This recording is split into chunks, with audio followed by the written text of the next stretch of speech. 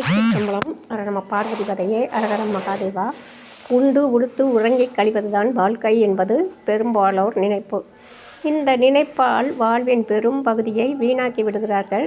வாழ்வின் இறுதிப் பகுதியில் கூட வாழ்வின் உண்மையை உணரக்கூடிய வாய்ப்பு இல்லாமல் போய்விடுகிறது. ஒரு சிலருக்கே வாழ்வின் பொருள், குறிக்கோள், அதனால் பெரும் உண்மை விளங்குகின்றன. அவர்களிலும் சிலர் தாம் கண்ட உண்மையை பிறருக்கு தெரிவிப்பதில்லை. இன்னும் சிலர் தாம் கண்ட உண்மையினை உலகிற்கு காட்டி உலகினரும் அவ்வுண்மை அறிவினை பெற நலம் பல பெருக்குவார்கள். இத்தகு சான்றோர்களை வழிகாட்டும் வான்பொருள் என கொள்ளத்தக்கவர்கள். இவர்களை தொழுதும் இவர்களது அருள்மொழிகளை சிந்தித்தும் வாழ்வது மனிதர் கடமை. மன உணர்வினால் நன்மை, தீமை, மேடு, பள்ளம், ஒளி, இருள், இன்ப, துன்பம் ஆகியவற்றை பகுத்து அறியும் திறன் உடையவன் மனிதன். அவன் ஒருவனே வாழ்கின்றேன் என்னும் உணர்வுடையவன். நம் சைவ நூல்கள் 7 வகை பிறப்பில் மக்கட்பிறவி மிக உயர்ந்ததாக கூறுகிறது. அது பற்றியே அரிது அரிது மானிடராய் பிறத்தல் அரிது என்றும், வாய்த்தது நந்தமக்கு ஈதோர் பிறவி மதித்திடுமின் என்றும், மானிடராய் பிறப்பதற்கு நல்ல மாதவம் செய்திடல் வேண்டும் என்றும், இப்பிறவி தப்பினால் எப்பிறவி வாய்க்குமோ என்றும் கூறுகிறது. இம்மானிடப் பிறப்பிலும் சைவம் சார்ந்து சிவ வழிபாடு செய்யாமல் உய்தி பெற முடியாது.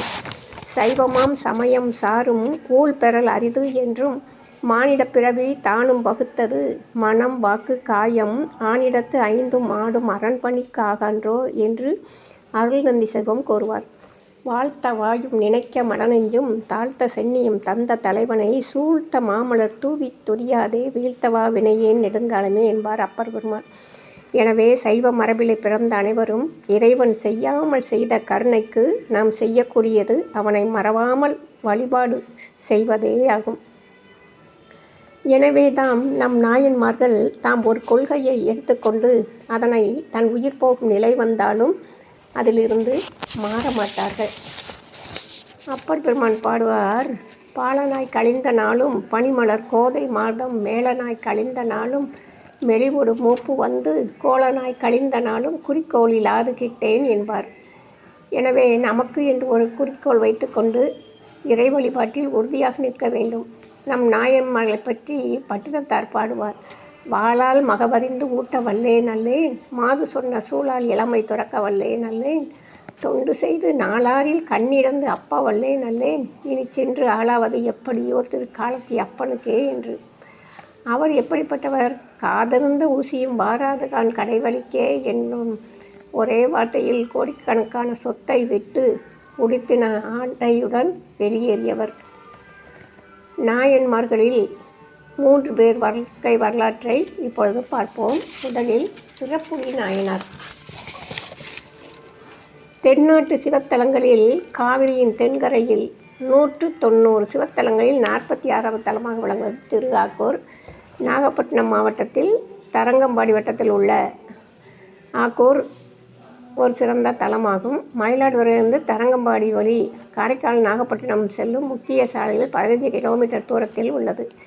இத்திருக்கோயில் 63 நாயன்மார்களில் ஒருவராக திகழும் கோச்செங்கோற்சோழர் கட்டிய திருக்கோயிலாகும். கோச்செங்கோற்சோழர் 70 மாடக்கோயில் கட்டினார் என்பது பிரபந்தங்கள் மூலம் வெளிப்படுகின்றன. அவற்றுள் ஒன்று பெண்ணாகரத்தில் உள்ள தூங்கானை மாடம், மற்றொன்று ஆக்கூர் தான் தோன்றி மாடமாகும்.